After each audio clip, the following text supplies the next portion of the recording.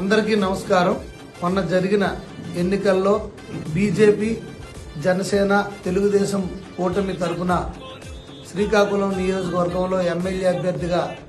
ఇంత అఖండ విజయాన్ని చేకూర్చిన శ్రీకాకుళం నియోజకవర్గ ప్రజలందరికీ కూడా నా హృదయపూర్వక కృతజ్ఞతాభివందనాలు, నమస్కారాలు తెలియజేసుకుంటూ ఈ విజయం శ్రీకాకుళం నియోజకవర్గ ప్రజల విజయంగా, అలాగే ఈ విజయాన్ని శ్రీకాకుళం నియోజకవర్గ ప్రజలకు మరియు కూటమికి నారా చంద్రబాబు నాయుడు గారికి అంకితం ఇస్తున్నానని నేను తెలియజేసుకుంటూ, అలాగే ఈ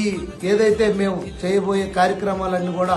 ముందుకు తీసుకెళ్తూ ఎంపీ రామన్న గారు నేను కలిపి ఈ నియోజకవర్గ అభివృద్ధికి తోడ్పడతామని తెలియజేసుకుంటూ, నియోజకవర్గ ప్రజలందరికీ కూడా నా హృదయపూర్వక ధన్యవాదాలు, నమస్కారాలు తెలియజేసుకుంటూ ఈ విజయం ప్రజల విజయంగా నేను తెలియజేసుకుంటూ నమస్కారాలు.